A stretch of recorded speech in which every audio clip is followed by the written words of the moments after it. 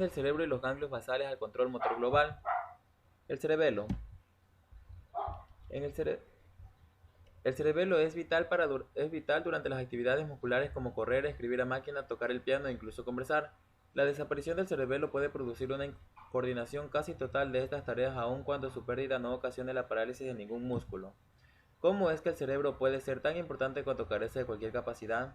Esto sucede porque el cerebelo sirve para ordenar las actividades motoras y también verificar y efectuar ajustes de correcciones en las actividades motoras del cuerpo durante su ejecución para que sigan las señales motoras dirigidas por la corteza cerebral motora y otras partes del encéfalo.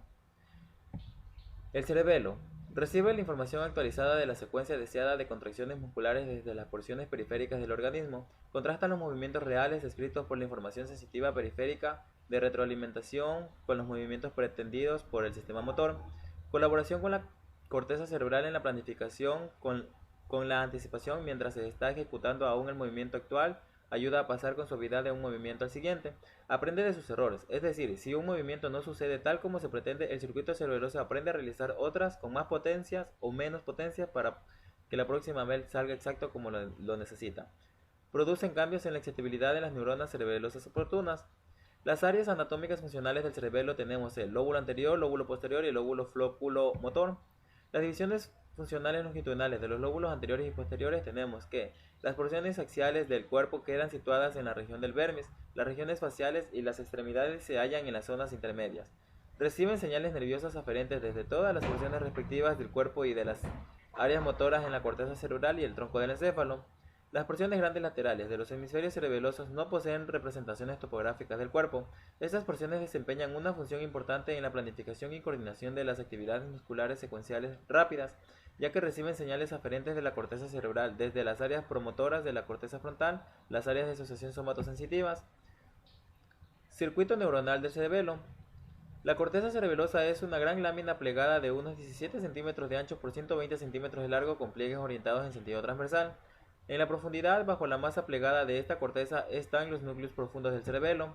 Las vías de entrada al cerebelo, tenemos las vías aferentes desde otras porciones del encéfalo, son las vías córtico-pontocerebelosas. Estas se originan en las cortezas cerebrales motoras y premotoras y en la corteza cerebral somatosensitiva. Pasa por los núcleos del puente y los fascículos pontocerebelosos hasta llegar a las divisiones laterales de los hemisferios cerebelosos en el lado opuesto del encéfalo opuesto en las áreas corticales, como podemos observar en el gráfico. Los fascículos aferentes importantes nacen a cada lado del tronco del encéfalo. Tenemos un fascículo olivo-cerebeloso que va desde la oliva inferior hacia todas las porciones del cerebro y se excita en la oliva por las fibras procedentes de la corteza cerebral motora, los ganglios basales, extensas regiones de la formación reticular y la médula espinal. Las fibras vestibulocerebelosas, algunas de las que se originan en el mismo aparato vestibular y otras surgen en los núcleos vestibulares del tronco del encéfalo. Las fibras reticulocerebelosas nacen en diversas proporciones de la formación reticular en el tronco del encéfalo y finalizan en las regiones cerebelosas de la línea media. Como tenemos aquí las vías aferentes desde la periferia, vemos que nacen desde el pedúnculo cerebeloso superior hasta pasar por el haz espinocerebeloso ventral hacia el cerebelo, luego pasa al pedúnculo cerebeloso inferior hacia la médula oblonga, encontramos las fibras dorsales externas, haz espinocerebeloso ventral, de ahí luego vemos que en la médula espinal pasan las haz espinocerebelosas dorsal hasta llegar a las células de Clark. Ya, los núcleos profundos del cerebelo. Dentro de la masa cerebelosa a cada lado hay tres núcleos profundos, el dentado, el interpuesto y el fastigio. Reciben señales de dos direcciones, directamente hacia uno de los núcleos cerebelosos profundos hasta la zona correspondiente en la corteza cerebelosa que cubre a dichos núcleos. Una décima de segundo más tarde la corteza cerebelosa emite una señal de salida inhibidora dirigida hacia un núcleo profundo. Las vías eferentes. Estas van a nacer de las estructuras de la línea media del cerebelo al vermis, atraviesan los núcleos de fastigio en su camino hacia las regiones vulvares y pontinas del tronco del encéfalo. Este circuito funciona íntimamente con el aparato del equilibrio y con los núcleos vestibulares del tronco del encéfalo para controlar el equilibrio. Se origina en la zona intermedia del hemisferio cerebeloso atravesando el núcleo interpuesto hacia los núcleos ventrolateral y ventroanterior. Del tálamo después va hasta la corteza cerebral, diversas estructuras talámicas de la línea media y finalmente por los ganglios basales al núcleo rojo y la formación reticular en la porción superior del tronco del encéfalo.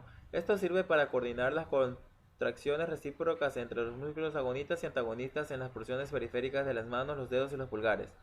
Comienza en la corteza cerebelosa en la zona lateral del cerebelo, se dirige al núcleo dentado, después a los núcleos ventrolaterales y ventroanterior del tálamo y finalmente a la corteza cerebral. Su actividad es contribuir a la coordinación de las series de actividades motoras sucesivas puesta en marcha para la corteza cerebral. La unidad funcional de la corteza cerebelosa. El cerebro posee unos 30 millones de unidades funcionales prácticamente idénticas entre sí. Este elemento está centrado en una sola célula de Purkinje muy grande y en la célula nucleada profunda correspondiente. Las tres capas principales de la corteza cerebelosa, la capa molecular, la capa de las células de Purkinje y la capa granulosa. Circuito neuronal de la unidad funcional. Estas células están sometidas permanentemente a una influencia excitadora e inhibidora. La influencia excitadora llega al cerebelo por fibras aferentes desde el encéfalo o desde la periferia. La influencia inhibidora, en cambio, va a estar situada por las células de Purkinje situadas en la corteza cerebelosa.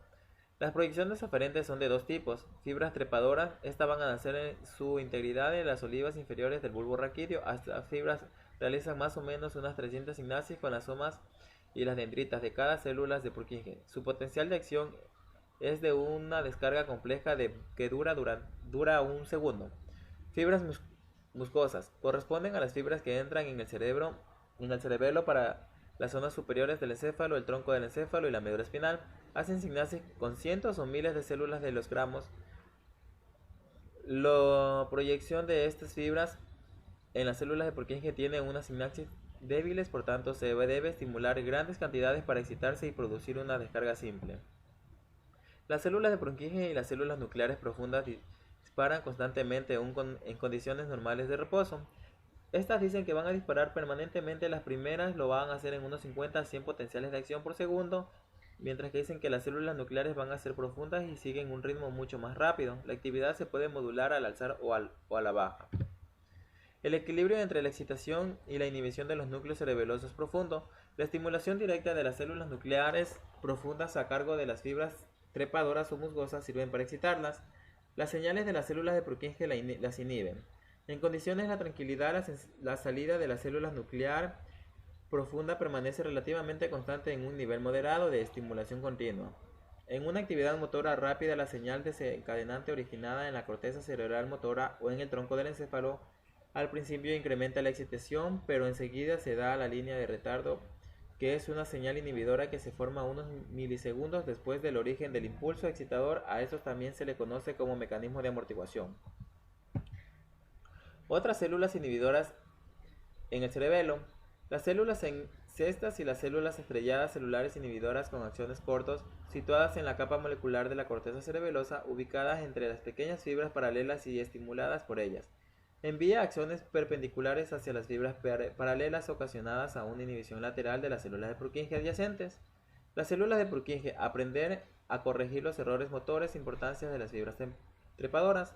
Cuando una persona efectúa un movimiento nuevo por primera vez, las señales de retroalimentación procedentes de sus propios receptores musculares y articulares normalmente indicarán al cerebelo en qué medida se aparta el movimiento real del movimiento pretendido, y los movimientos de las fibras trepadoras varían de algún modo la sensibilidad a largo plazo de las células de Purkinje. Este cambio está causado por las señales de las fibras trepadoras que penetran en el cerebelo desde el complejo olivar inferior. Función del cerebelo en el control motor global.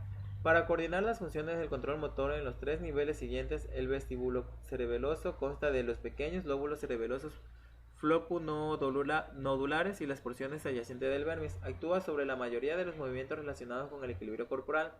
El espinocerebelo está constituido por el vermis del cerebelo posterior y anterior. Además, en las zonas intermedias adyacentes actúa encargándose de coordinar básicamente los movimientos de las porciones distales de las extremidades, en especial las de las manos y la de los dedos. El cerebro cerebeloso, compuesto por las grandes zonas laterales de los hemisferios cerebelosos, todas sus conexiones desde la corteza cerebral motora y las cortezas somatosensitivas y premotoras adyacentes en el cerebro transmiten su información de salida en un sentido ascendente de nuevo hacia el cerebro. Actúa de modo autorregulador junto al sistema sensitivo motor para planificar los movimientos voluntarios secuenciales del tronco y las extremidades, esto es la imagen motora. Funcionamiento del vestíbulo cerebelo, asociado del tronco del encéfalo y la médula espinal para controlar el equilibrio y los movimientos postulares. El control del equilibrio supone que la información procedente de la periferia corporal y del aparato vestibular se maneja en un circuito de control por retroalimentación para comprobar una corrección por adelantado de las señales motoras postulares necesarias para conservar el equilibrio. Las personas que tienen alterado el vestíbulo cerebeloso van a tener el equilibrio alterado durante los movimientos rápidos que en una situación estática. O sea, estas personas van a sentir de más mareos, o sea, por simple hecho de mover la cabeza hacia un lado repentinamente. Espinocerebeloso control por retroalimentación de los movimientos distales a las extremidades a través de la corteza cerebelosa intermedia y del núcleo interpuesto. Luego de un movimiento de las zonas intermedias de cada hemisferio cerebeloso recibe dos tipos de datos. El primero nos dice que la información procedente de la corteza cerebral motora y del núcleo rojo mesencefálico que avisa al cerebelo sobre el par de movimientos secuenciales pretendiendo las fracciones de segundo.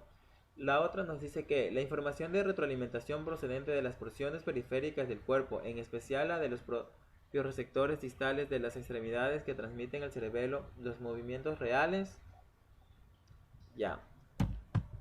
Las células nucleares profundas del núcleo interpuesto envía señales eferentes correctas de vuelta hacia la corteza cerebral motora a través de los núcleos de relevo en el tálamo.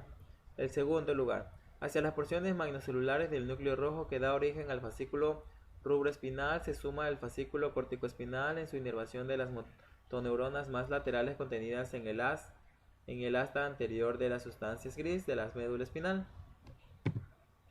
Funciones del cerebelo para evitar la exageración en los movimientos y para amortiguarlos. Casi todos los movimientos del cuerpo tienen movimientos de carácter pendicular. El brazo efectúa varios ciclos de oscilación hacia adelante y hacia atrás por delante del lugar pretendiendo antes de quedar por el fijo en este punto. Esto se llama temblor de acción, temblor o intencional. Si el cerebelo está integrado y ha recibido el adiestramiento oportuno, la señal subconsciente detiene el movimiento justo en el punto deseado, lo que evita el temblor de acción. El control cerebeloso de los movimientos balísticos. La mayoría de los movimientos rápidos del cuerpo, como los efectuados por los dedos al mecanografiar, tenemos variaciones que suceden en estos movimientos. Primero, los movimientos se desarrollan con lentitud y carecen de impulsos al arrancar añadido que suele suministrar el cerebelo. La fuerza alcanzada va a ser débil.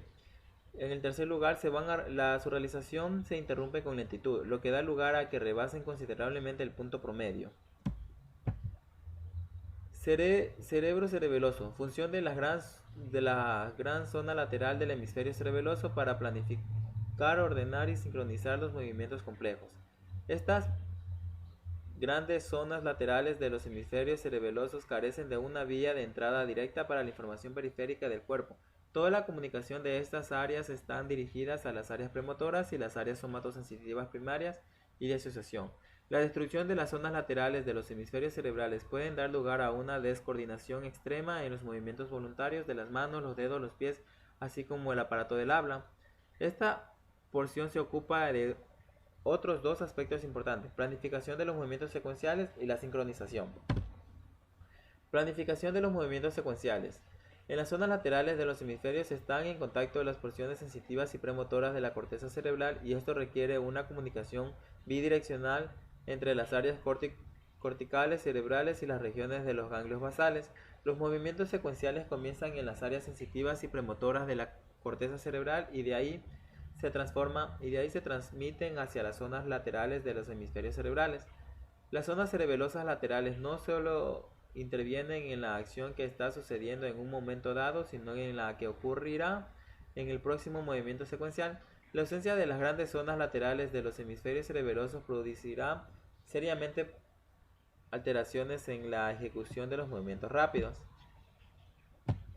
Función de sincronización. Las zonas laterales de los hemisferios cerebrales tienen como función una coordinación temporal oportuna de cada movimiento futuro. La falta de estas zonas cerebelosas desaparecen subconscientemente para predecir las distancias a las que llegarán en un movimiento dado las diversas partes del cuerpo. La persona va a ser incapaz de determinar cuándo ha de comenzar el siguiente movimiento secuencial.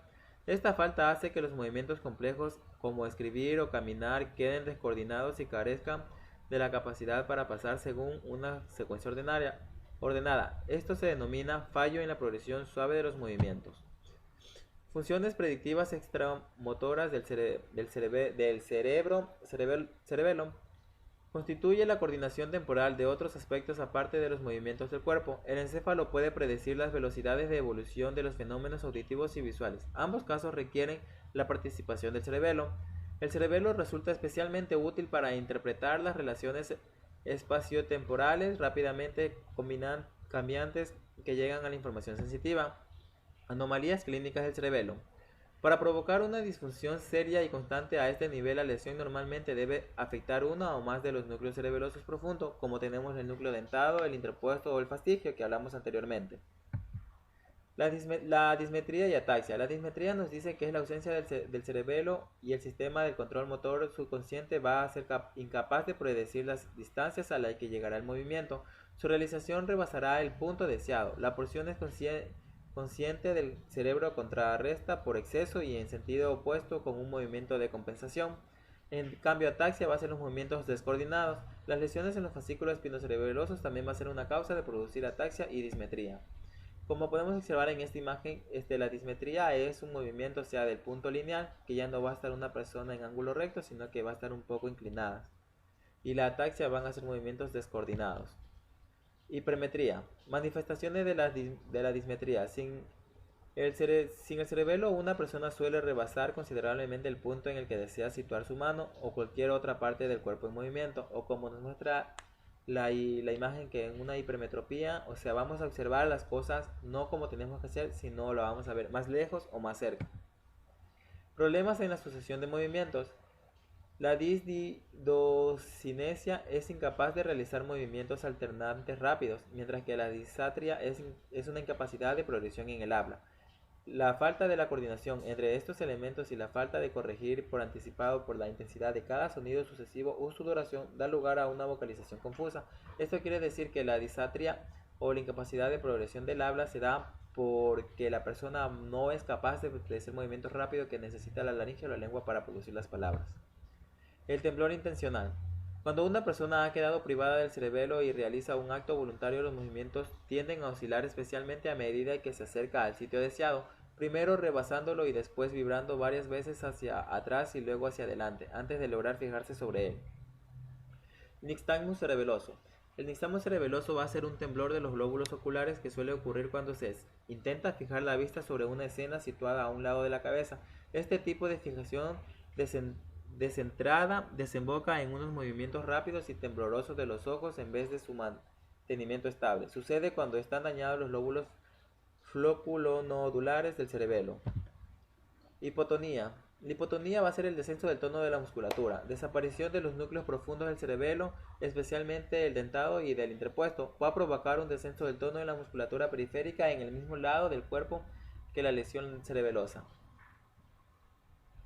Surge al perderse la facilitación que ejerce el cerebelo sobre la corteza motora y los músculos motores del tronco del cerebelo mediante las señales tónicas emitidas por los núcleos cerebelosos profundos. Ganglios basales. Sus funciones motoras.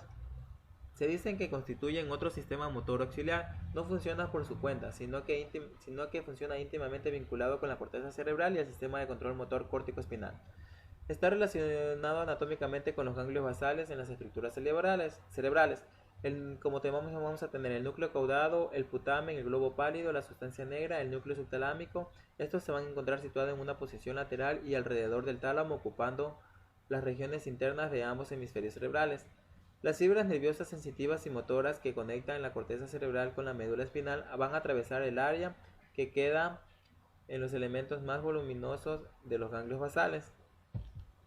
Como podemos aquí observar, el caudado, el putamen, el globo pálido. Circuito neuronal de los ganglios basales. Las conexiones anatómicas entre los ganglios basales y los demás elementos del encéfalo que se encargan del control motor. En segundo tenemos que el circuito principal de los ganglios basales, donde se observa las abundantes interconexiones establecidas entre los propios ganglios basales.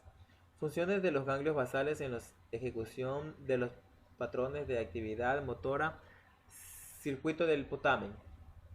Los ganglios basales cumplen con el funcionamiento vinculado en el sistema corticoespinal con objetivo de controlar los patrones complejos de la actividad motora.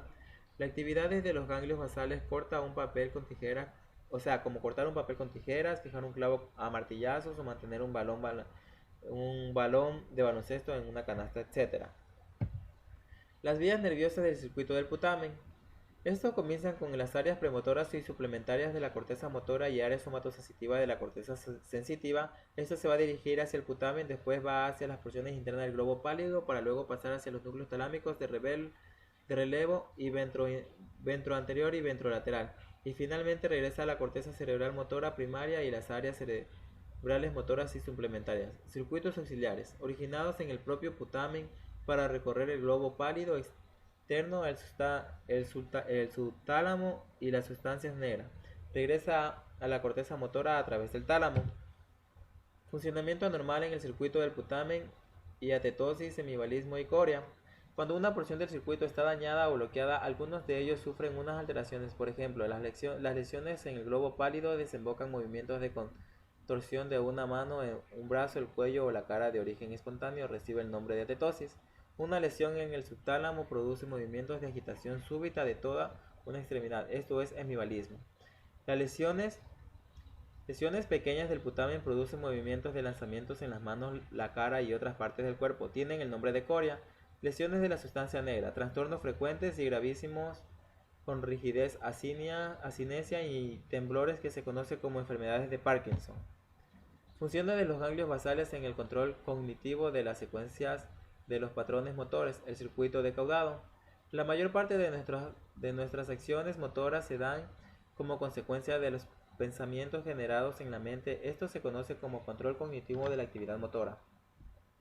El núcleo caudado recibe una gran proporción de sus conexiones de entrada desde las áreas de asociación a la corteza cerebral que lo cubren. Una vez que las señales pasan desde la corteza cerebral hasta el núcleo caudado, a continuación se transmite el globo pálido interno, después a los núcleos talámicos de relevo ventroanterior, ventrolateral y finalmente regresa a las áreas prefrontal, premotora y motora suplementaria de la corteza cerebral.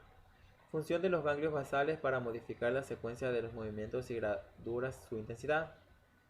El cerebro dispone de dos capacidades importantes para el control de movimiento: determinar la velocidad a la que va a realizar su ejecución y controlar la amplitud que va a adquirir. El daño de estas zonas no produce simple déficit de percepción sensorial, como pérdida de sensación táctil, ceguera o sordera. Las lesiones de la corteza parietal posterior producen una incapacidad de percibir objetos con precisión a través de mecanismos sensoriales de funcionamiento normal que se llama agnosia. Funciones de las sustancias neurotransmisoras específicas en el sistema de los ganglios basales. Neurotransmisores específicos. Tenemos las vías de la dopamina desde la sustancia negra hasta los núcleos caudados y el putamen, el GABA, que es desde el núcleo caudado y el putamen hasta el globo pálido y la sustancia negra, las vías de la acetilcolina, que estas van desde la corteza hasta el núcleo caudado y el putamen, los múltiples vías generales procedentes del tronco del encéfalo que segregan noradrenalina, serotonina, encefalina y otros neurotransmisores. Existen numerosas vías del glutamato que suministran la mayor parte de las señales excitadoras. El síndrome clínico es ocasionado por las lesiones de los ganglios basales, como tenemos la enfermedad de Parkinson. Esta se va a dar por la destrucción extensa de las porciones de la sustancia negra que envía sustancias secretoras de dopamina hacia el núcleo caudado y el putamen. Síntomas: presenta rigidez de gran parte de la musculatura corporal, temblor involuntario de las zonas afectadas en el ritmo fijo de 3 a 6 ciclos por segundo, asinesia, inestabilidad postural causada por reflejos postulares deteriorados y disfagia. El tratamiento: vamos a tener tratamiento con L-deprinilo. Esta va a inhibir la monoaminooxidasa, que es la responsable de destruir la gran parte de la dopamina, frena la destrucción de las neuronas secretoras de dopamina en la sustancia negra. El otro tenemos trasplante por células de dopaminérgicas fetales. Estos se sacan de las hormonas dopaminérgicas de fetos abortados y va a tener un éxito a corto plazo, pero estas células van a morir en algunos meses. Luego tenemos la destrucción de partes de circuitos de retroalimentación de los ganglios basales. Estos van a realizar lesiones quirúrgicas en los núcleos ventrolaterales y ventroanterior y ventrolaterales, lo que va a producir que haya una disminución de la destrucción de las neuronas secretoras de dopamina, lo que va a producir un mejoramiento. Enfermedad de Huntington.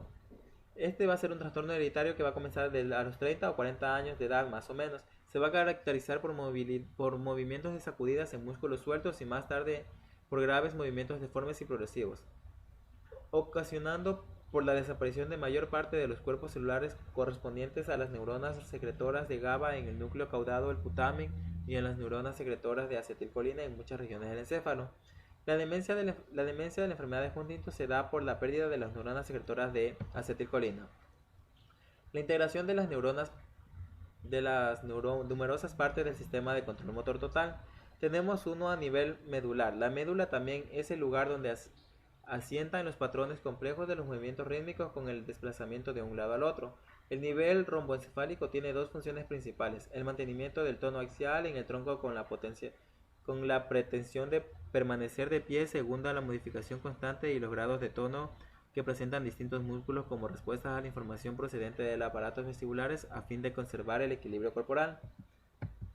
Nivel de la corteza motora. Esto es que se suministra la mayor parte de las señales motoras a la médula espinal. Es capaz de modificar la intensidad de los diferentes patrones o cambiar su ritmo. Funciones asociadas del cerebelo. Actúa en unión a todos los niveles de control muscular. Funciona con la médula espinal especialmente para potenciar el reflejo miotático. El cerebelo activa los músculos antagonistas exactamente en el momento correcto y con la fuerza oportuna para detenerlos en el momento indicado. El cerebelo funciona con la colaboración de la corteza cerebral para anticipar las contracciones musculares necesarias. Funciones asociadas de los ganglios basales. Sus funciones más importantes son ayudar a la corteza a la ejecución de patrones de movimientos subconscientes pero aprendidos, contribuir a la planificación de numerosos patrones de movimientos paralelos y secuenciales que la mente ha de reunir para ejecutar una tarea intencionada. Gracias.